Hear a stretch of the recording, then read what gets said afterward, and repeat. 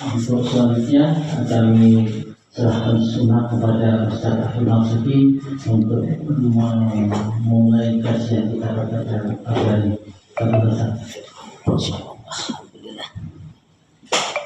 Baik, matur nuwun, jazakumullah khair. Bismillahirrahmanirrahim. Assalamualaikum warahmatullahi wabarakatuh. Waalaikumsalam warahmatullahi wabarakatuh. Kalau melihat langsung dan dengar langsung dari semangat jawab salamnya, insya Allah ini semua hamba-hamba Allah akan menjadi calon penghuni surga. Amin. Innal hamdalillah nahmaduhu wa nasta'inuhu wa nastaghfiruh wa na'udzu billahi min shururi anfusina wa min sayyiati a'malina may yahdihillahu fala mudilla lahu wa may yudlil fala hadiya lahu. Walhamdulillahilladzi tatimmus shalihat. Asyhadu an la ilaha illallah wahdahu la syarikalah wa asyhadu anna Muhammadan abduhu wa rasuluh la nabiyya wa la rasula ba'da. Yaqulullahu tabaraka wa ta'ala fil Qur'anil Karim, a'udzu billahi minasyaitonir rajim. Ya ayyuhalladzina amanu taqullaha haqqa tuqatih wa la tamutunna illa wa antum muslimun. Wa qala Rasulullah sallallahu alaihi wasallam, min husni islamil mar'i tarkuhu ma la ya'nihi wa qala ihris ala ma yanfa'uka rawahu Muslim. Syukur alhamdulillah saudara beriman hamba Allah yang cinta pada kebaikan dan cinta pada kebaikan dan kebenaran yang selalu mengharapkan kepada Allah. Alhamdulillah, semoga keluarga besar Mbak Beres, wabil khusus yang diwakili oleh Pak Ajimar dan Pak Bar dan keluarga besar semuanya, semua yang hadir di sini yang sudah menjadi keluarga besar ini, semua mendapat berkah dari Allah Subhanahu wa taala. Amin.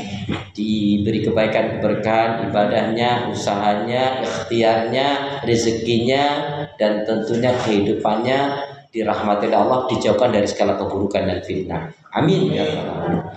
Syukur alhamdulillah dengan menyebut asma Allah yang Maha Pengasih lagi Maha Penyayang, yang tiada ilah yang berat ibadah dengan benar kecuali hanya Allah Subhanahu wa taala. Hanya kepada Allah kita beribadah dan hanya kepada Allah pula lah kita mohon pertolongan.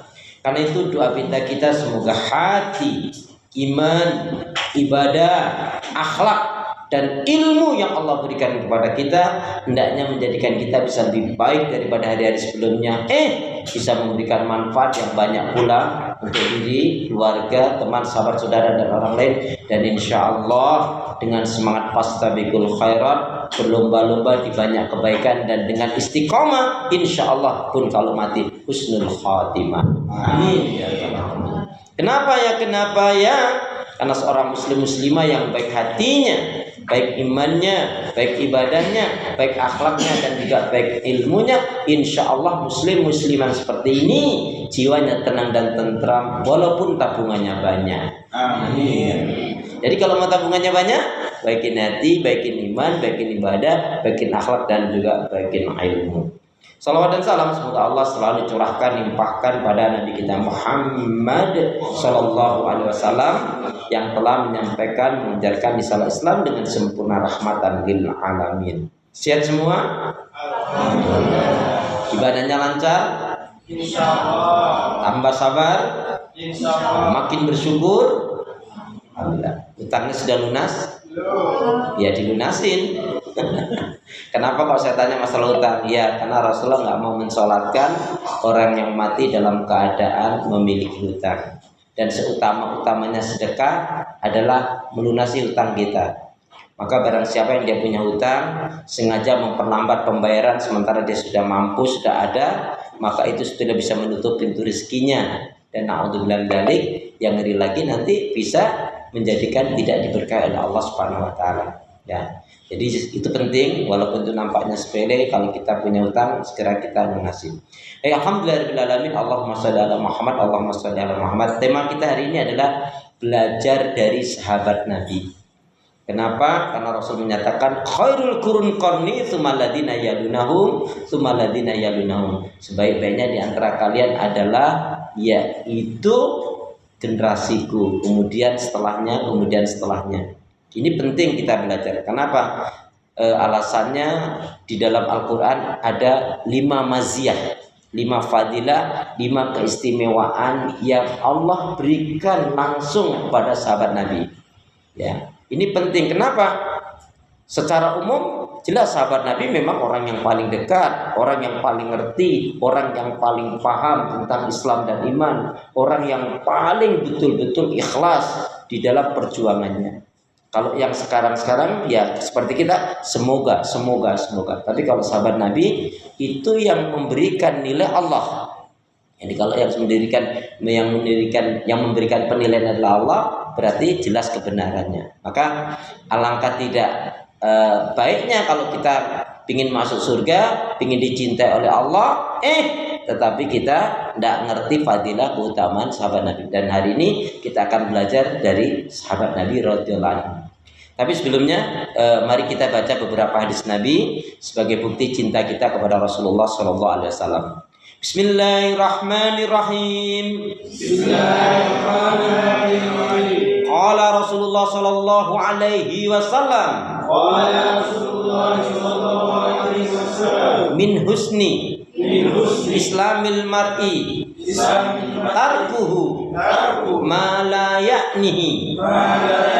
Min husni Islamil mar'i tarkuhu ma la ya'nihi. Dari kebaikan Islam imannya seseorang, ia tinggalkan hal-hal yang tidak bermanfaat bagi dirinya.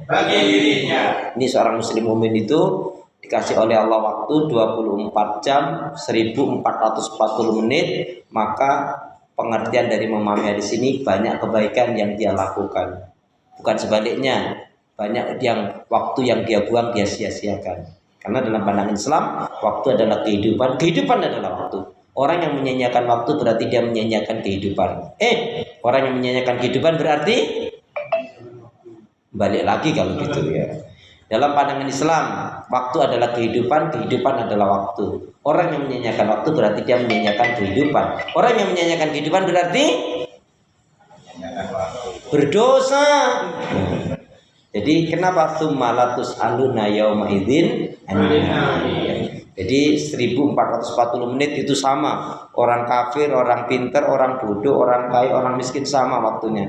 Tapi kalau orang itu betul-betul memahami agama Allah, maka lebih banyak waktu yang dia gunakan untuk kebaikan ibadah dan amal saleh. Dia nggak akan buang kesempatan yang Allah berikan. Apakah dengan zikir, apakah dengan baca Quran, apakah dengan mendoakan orang lain, apakah dengan sholawat, apakah dengan bahkan lebih baik tidur daripada dia melakukan kemaksiatan dan dosa. Dari kebaikan Islam imannya seseorang, ia tinggalkan hal yang tidak bermanfaat bagi dirinya. Jadi ini adalah salah satu tanda kebaikan, keislaman, keimanan seseorang. Baik, yang kedua, Bismillahirrahmanirrahim.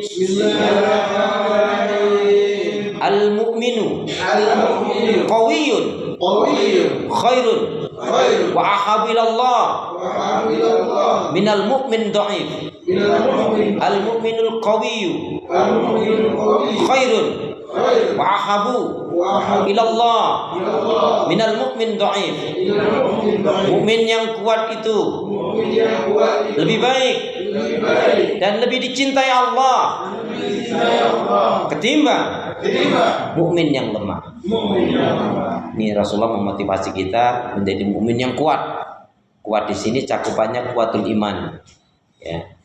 Imannya harus kuat, apalagi di era zaman now ini banyak godaan, banyak gangguan, banyak naudzubillah min dzalik hal-hal yang bisa mencabik-cabik, mengoyak-ngoyak hati iman kita. Ya. Kemudian kuatul ilm, ilmunya juga kuat dalam arti kuatul ilm, banyak ilmu, yaitu memiliki pemahaman yang benar. Kemudian kuatul ibadah, ibadahnya enggak hanya di tempat masjid saja, enggak di majelis ilmu saja. Ibadahnya dalam keadaan dia senang kah, susah kah, dalam keadaan bersama kah, atau dalam keadaan sendirian, gak usah lah. Ya akhirnya datang juga, Masya Allah. Jadi ibadahnya memang betul-betul dia lakukan dengan istimewa. Bahkan dia meyakini anta budallaha ka'annaka tarahu fa ilam takun tarahu fa innahu yaraka. Ini penting ya ikhwan akhwat. Ya, kamu beribadah kepada Allah seolah-olah kamu melihat Allah. Kamu enggak melihat Allah, kamu harus yakin Allah pasti melihat kamu. Makanya orang yang memiliki kekuatan iman, kekuatan ilmu, kekuatan ibadah kuat, Akhlak berarti akhlaknya mulia. Termasuk kuatul mal, kuat harta. Karena orang yang memiliki harta, hartanya banyak, itu bermanfaat selain untuk dirinya, keluarganya, bisa untuk perjuangan, untuk dakwah, untuk jihad. Jadi ikhwan akhwat tidak boleh berkecil hati. Pokoknya semangat, tapi keberkahan harta adalah dengan jangan lupa untuk diinfakkan, disedekahkan. Dan untuk infak sedekah mengeluarkan zakat infak sedekah, catatannya cuma satu. Apa itu? Keluarkan zakat infak sedekah Anda biar banyak, yang penting ikhlas. Jangan sampai sudah ngaji, sudah belajar baca Quran, sering datang ke majelis ilmu, pelitnya 17 setan. Alhamdulillah. Satu setan aja masalah, ini malah 17. Bele-bele kalau begitu ya. Baik, jadi marilah kita menjadi orang-orang yang kuat iman kita, ilmu kita, ibadah kita, akhlak kita, kuat prinsip kita. Ya, lebih baik dipaksa masuk surga daripada dibiarkan masuk surga. Ya, lebih baik dipaksa masuk surga daripada dibiarkan masuk neraka. Itu penting. Kenapa? Jiwa kita ini memang harus kita paksa. Untuk sholat, untuk zikir, untuk ngaji, untuk sedekah, untuk berdoa, untuk saum, untuk melakukan amalan-amalan sholih. Ya, lebih baik dipaksa masuk surga daripada dibiarkan masuk neraka. Karena kalau sudah seperti itu, ya, coba saya yang 2 hari yang lalu saya itu salut banget, itu ada ibu-ibu yang ditawari 73 M ya, untuk ya ditawari, ibu udah nggak, jangan ngajak-ngajak lagi, hentikan ya, ini masalah apa namanya, masalah pemilu ini ya Pak. 73 M loh ditolak, enggak, saya hanya mengajak kebaikan ya. Jadi itu saya pikir satu prinsip yang luar biasa, padahal ya kalau dipikir waktu segitu masya Allah, waduh, kalau dibeliin cendol enggak kelelep gitu.